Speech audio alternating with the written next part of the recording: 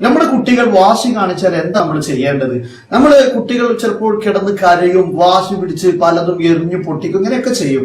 അത് ആ വാശി ഉണ്ടാകുന്ന സമയത്തുള്ള ഒരു സ്വഭാവമാണ്. പക്ഷെ അതിനെ എങ്ങനെയാണ് നമ്മൾ നേരിടേണ്ടത്? പ്രധാനമായും 5-6 കാര്യങ്ങൾ ഈ സമയത്ത് നമ്മൾ വളരെ കൂടുതൽ ശ്രദ്ധിക്കേണ്ടതുണ്ട്. മൊബൈൽ ഫോൺ ചോദിച്ചാൽ ഉടനെ മൊബൈൽ ഫോൺ കൊടുക്കുകയാണോ വേണ്ടത്?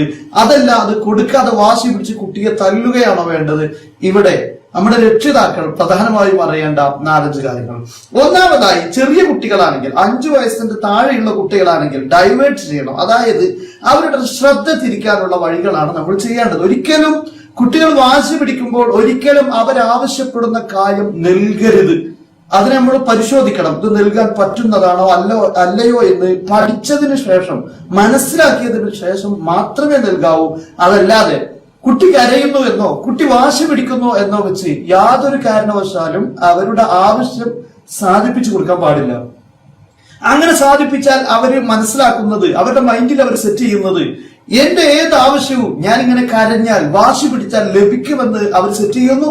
വീണ്ടും അത് ആവർത്തിക്കുന്നു, വീണ്ടും കൂടി വരുന്നു. അതുകൊണ്ട് യാതൊരു കാരണവശാലും അങ്ങനെ ചെയ്യാൻ പാടില്ല. അപ്പൊ 5 വയസ്സിന്റെ താഴെയാണെങ്കിൽ ഡൈവേർട്ട് ചെയ്യുക. അവരുടെ ശ്രദ്ധ നമ്മൾ മാറ്റാൻ വേണ്ടി ശ്രദ്ധിക്കുക.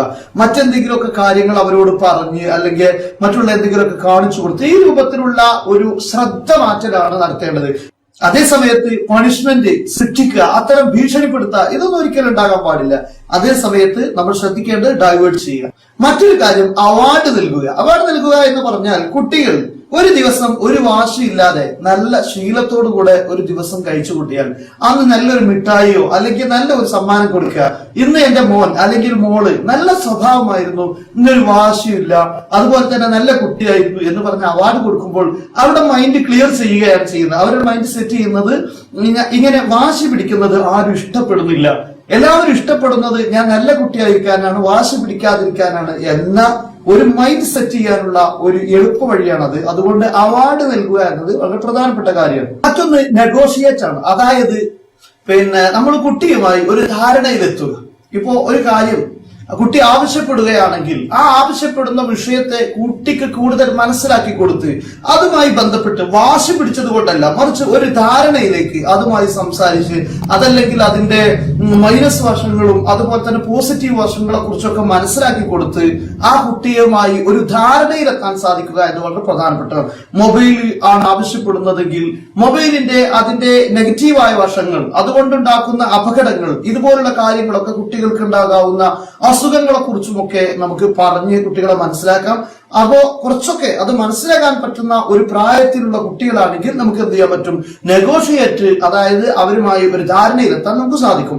അതുപോലെ മറ്റൊരു കാര്യമാണ് ഇഗ്നോർ, അതായത് അവഗണിച്ച് കളയുക. 5 വയസ്സിന്റെ മുകളിലുള്ള കുട്ടിയാണ് വാശി പിടിക്കുന്നതെങ്കിൽ ആ കുട്ടി വാശി പിടിക്കുന്ന സമയത്ത് നമ്മൾ തൽക്കാലം ആ ഭാഗത്ത് നിന്നെല്ലാം ഒഴിഞ്ഞു പോവുക.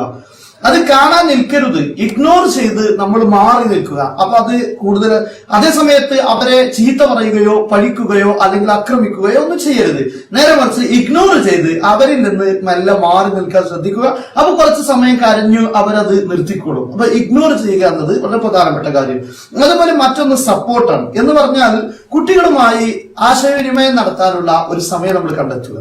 അവരുമായി അവരുടെ ആവശ്യങ്ങളും അവർക്ക് നമ്മോട് പറയാനുള്ള കാര്യങ്ങൾ ഷെയർ ചെയ്യാനുള്ള സമയങ്ങളൊക്കെ കണ്ടെത്തുക എന്നത് വളരെ പ്രധാനപ്പെട്ട മറ്റൊരു കാര്യമാണ്. അതുപോലെ തന്നെ ഹംബിൾ, നല്ല വിനയത്തോടുകൂടെ കുട്ടികളുമായി ഇടപെടുക എന്നതൊക്കെ ഇത്തരം ശീലങ്ങൾ ഇല്ലാതിരിക്കാൻ വളരെ നല്ലതാണ്. മുതിർന്ന ആളുകൾ വിനയം കൈവിടാതെ കുട്ടികളുമായി പെരുമാറാൻ വളരെയധികം ശ്രദ്ധിക്കണം. അവരെ എത്ര ബഹളം വെക്കുകയാണെങ്കിൽ പോലും നമ്മൾ വിനയത്തോടെ അവരോട് പെരുമാറുക. വാശി കഴിഞ്ഞതിന് ശേഷം, അവരുടെ ഈ ഒരു പ്രത്യേകമായ അറ്റാക്കുകൾ അതൊക്കെ കഴിഞ്ഞതിന് ശേഷം അവരോട് ഇതിന്റെ ദൂഷ്യഫലങ്ങൾ, ഇതാരും ഇഷ്ടപ്പെടുന്നില്ല, ഇതൊരു ദുഷ്സ്വഭാവമാണ്, ഒരു ചീത്ത സ്വഭാവമാണ്, ഇത് ഉണ്ടാകാൻ പാടില്ല എന്ന് അതിനെക്കുറിച്ച് കുട്ടിയുടെ വാശിയൊക്കെ തീർന്നതിന് ശേഷം അവരെ വിളിച്ച് ഉപദേശിക്കുക. ഇതൊക്കെയാണ് നമ്മുടെ കുട്ടികൾ വാശി പിടിക്കുന്നത് നിന്ന് അവരെ രക്ഷിക്കാൻ, അല്ലെങ്കിൽ അത്തരം സ്വഭാവങ്ങളിൽ നിന്ന് അവരെ മാറ്റിയെടുക്കാൻ നമ്മൾ ശ്രദ്ധിക്കേണ്ട കാര്യങ്ങൾ. ഇപ്പോൾ നമ്മുടെ കുട്ടികളൊക്കെ മൊബൈൽ ഫോൺ ഉപയോഗിച്ചാണ് ക്ലാസ്സുകളൊക്കെ കേട്ടുകൊണ്ടിരിക്കുന്നത്. അതുകൊണ്ട് അവര് മൊബൈലിന്റെ ഉപയോഗം ചെറിയ രൂപത്തിൽ തുടങ്ങിയത് കൊണ്ട് അവരൊരു പക്ഷേ ഇപ്പൊ നമ്മുടെ വീടുകളിലൊക്കെ പല കുട്ടികളും അതിന്റെ അഡിക്റ്റായി മാറിക്കൊണ്ടിരിക്കുകയാണ്. അവരെപ്പോഴും കരയുകയാണ്, ഫോൺ വേണം, എന്തെങ്കിലുമായി അവർക്ക് തുറന്നു കൊടുക്കണം, യൂട്യൂബ് തുറന്നു കൊടുക്കണം, അല്ലെ ഗെയിം കളിക്കണം, ഇങ്ങനെയൊക്കെ ആയി മാറിക്കൊണ്ടിരിക്കുകയാണ്. അതിന്റെ പ്രധാനപ്പെട്ട ഒരു കാരണം ഈ ലോക്ക്ഡൌൺ സമയത്ത് അവരുടെ സ്കൂളിലെ പഠനങ്ങൾ, മദ്രസ പഠനങ്ങൾ ഇതൊക്കെ ഓൺലൈൻ വഴി ആയപ്പോൾ അവര് മൊബൈലുമായി ബന്ധപ്പെടാനുള്ള സാഹചര്യം അവർക്കുണ്ടായി. അവരുടെ ക്ലാസ് കഴിഞ്ഞാൽ പോലും അവർക്ക് മൊബൈൽ കിട്ടണം, അതിൽ ഗെയിം കളിക്കണം, യൂട്യൂബ് കാണണം, ഇങ്ങനെയുള്ള ചിന്തകളിലൊക്കെ കാര്യങ്ങൾ പോയിട്ടുണ്ട്. അതുകൊണ്ട് തന്നെ ഇത് തന്നെ ഈ ക്ലാസ് എന്നത് തന്നെ വളരെ നമുക്കറിയാം, ഈ പ്രായത്തിൽ ET സാറൊക്കെ പറഞ്ഞത് പ്രകാരം ഈ മൊബൈലിന്റെ ഉപയോഗം വലിയ അപകടം തന്നെയാണ് ചെറിയ കുട്ടികളെ സംബന്ധിച്ചിടത്തോളം ഉണ്ടാക്കുന്നത്. അതുകൊണ്ട് അത് തന്നെ വളരെ ശ്രദ്ധിച്ചു വേണം കൈകാര്യം ചെയ്യാൻ. എന്നാൽ അത് കഴിഞ്ഞ് വീണ്ടും കുട്ടികളെ കരച്ചിൽ ഒഴിവാക്കാൻ, ഈ കുട്ടികളെ നോക്കാനുള്ള എളുപ്പത്തിന് വേണ്ടിയൊക്കെ അവരെ കൈകളിലേക്ക് മൊബൈൽ ഏൽപ്പിച്ചു കൊടുക്കുക, അവർക്ക് ഗെയിം വെച്ച് കൊടുക്കുക, ഇത്തരം കാര്യങ്ങളൊക്കെ നമ്മൾ വളരെയധികം ശ്രദ്ധിക്കണം. നമ്മുടെ കുട്ടികളുടെ ആരോഗ്യം സംരക്ഷിക്കേണ്ടത് അത് മാതാപിതാക്കളുടെ ഉത്തരവാദിത്തമാണ്. അവർക്ക് കാര്യങ്ങളൊന്നും മനസ്സിലാക്കാനുള്ള സമയമായിട്ടില്ല. അവർ വാശി പിടിക്കുമ്പോൾ തന്നെ അവർക്ക് ഇതിന്റെ ദൂഷ്യഫലങ്ങളോ അല്ലെങ്കിൽ അതിന്റെ മറ്റുള്ള അനന്തരഫലങ്ങളോ അതിന്റെ പ്രത്യാഘാതങ്ങളോ ഒന്നും അറിയാത്തത് കൊണ്ട് ആ കാര്യങ്ങളൊക്കെ ശ്രദ്ധിക്കേണ്ട ആളുകൾ മാതാപിതാക്കളാണ്. അതാണ് ബഹുമാനപ്പെട്ട ET സാർ പറഞ്ഞിട്ടുള്ളത്, മാതാപിതാക്കളാണ് ഇതിന്റെ ഉത്തരവാദികൾ എന്ന്. അതുകൊണ്ട് നമ്മളൊക്കെ ഈ വിഷയം വളരെ കൂടുതൽ ശ്രദ്ധിക്കുക. അള്ളാഹു നമ്മുടെ കുട്ടികൾക്കൊക്കെ ആയുരാരോഗ്യവും സന്തോഷവും നൽകട്ടെ, വിദ്യാഭ്യാസം നൽകട്ടെ എന്ന് ദുആ ചെയ്യുന്നു. പുതിയ എപ്പിസോഡുമായി വീണ്ടും കാണാം. അസ്സലാമു അലൈക്കും വറഹ്മത്തുള്ളാഹി വബറകാതുഹു.